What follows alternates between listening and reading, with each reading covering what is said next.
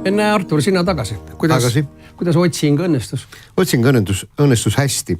Ja ma ütlen, et kui ma Eveliniga seda intervjuud tegin, siis mul praktiliselt kohe intervjuu alguses tekkis see tunne, et ma tahaks ise ka midagi head teha, midagi väga head teha ja loomulikult anda verd.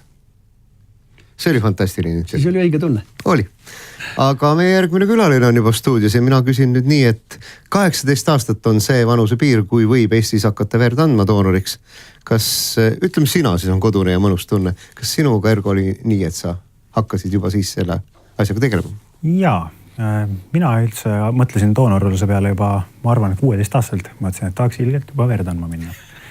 Eks ole, ma ootasin, mõtlesin ja siis, kui jõudis kätte see päev, kui sain 18, täpselt oma sünnipäevasel päeval, marssisin sisse Pärnus veredoonori keskusesse, ütlesin, mina tulin verd andma. Tegid ise endale kingituse? Tegin ise endale kingituse ja ma ei tea, kuskilt sisemusest ütles, et mina nüüd anna, et ma pean andma verd.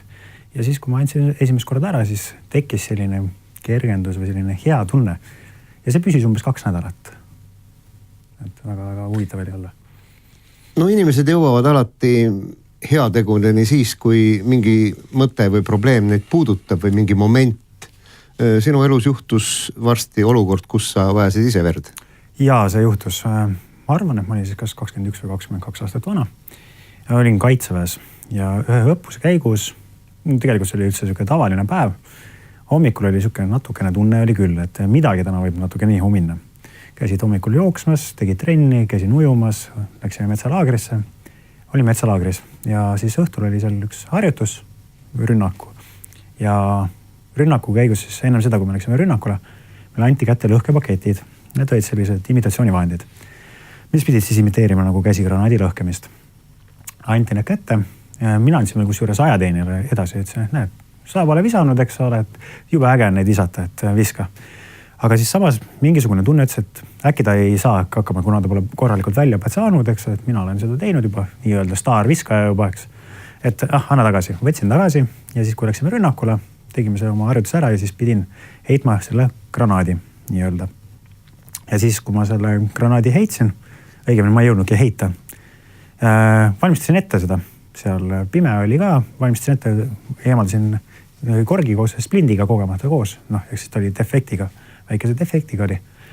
Ja siis granaat tegi paugu minu käes. Ja siis lõi kõik näost valgeks, kõik alguses midagi kuulnud, kõik oli tumm, kõik oli valge, kõik vilises.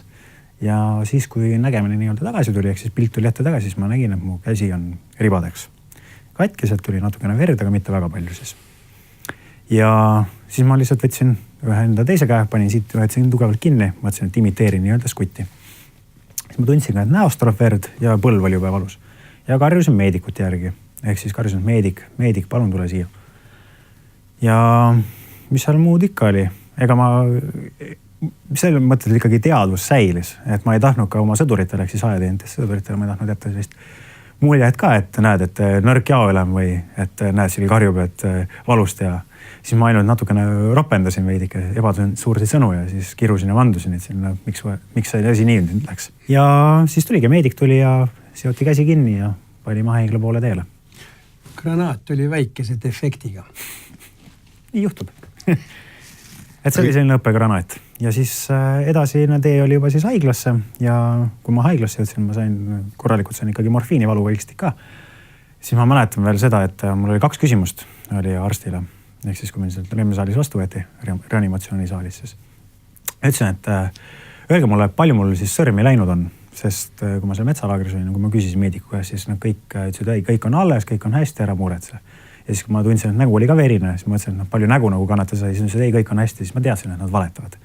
Et mulle tegelikult oli juba sõrmed näinud, ma nägin seda. Ja siis, kui ma selle arsti käest küsisin, et palju mul siis sõrme alles, et ütlesin, et hea, kui sul ranne alles jääb, et ole siis õnnelik. Ma ütlesin, okei, tehke siis nii palju, kui suudate, et pääske nii palju kui võimalik ja siis, et mul teine küsimus on veel. Ja siis küsisin, mis see teine küsimus on, siis ma ütlesin, et milles ma siis uuesti verd saaksin andma minna. Ja siis selle peale öeldi, et kuule, et ole meheks, et kõigepealt ravime sind terveks, et siis vaatame edasi. Kui ma siis nii-öelda taastusin, sain ravi, peale seda ma otsustasin, et ma lähen õpin meedikuks. Aga see, et ma meedikuks läksin õppima, sinna oli ka veel natukene veel aega, et seal juhtus väike sündmus. Mul oli siis parim sõber, kes siis sai hukka ja kui ma nägin nii-öelda seda kaamerat, ehk siis see, kes teda päästis, tema videot nägin, kuidas ta teda päästis, siis see andis sellise tõuke mulle, et ma tahan ka minna meedikuks ja ma tahan õpetada inimesi, et kuidas siis elu päästa. Kahjuks mul sõber tol hetkel ei pääsenud, aga nüüd siis ma otsustasingi, et ma lähen meedikuks ja hakkan kõiki teisi õpetama, et nad suudaksid kõike ja anda endast alati kõik. Aitäh, Ergu! No näete, nii lihtne see asi ongi. Kui mees, kes teeb 18-aastaseks saamisel ise endale sünnipäeva kingituse vere loomutamise näol. Kui mees, kes teadvuse kaotades tunneb eelkõige muret, millal ta võib minna verd andma. Ja mees, kes pärast väga traagilist sündmust, mis ta hinge puudutas, võtab vastu kardinaalse otsuse hakata teisi abistama parameedikuks. Siis see ongi üks kange mees. Kange mees tuleb ju sõnast kangelane. Ja siis ongi Eestis väga hästi, kui meil on Eestis sellised mehed. Hästi Eesti. Hästi Eesti.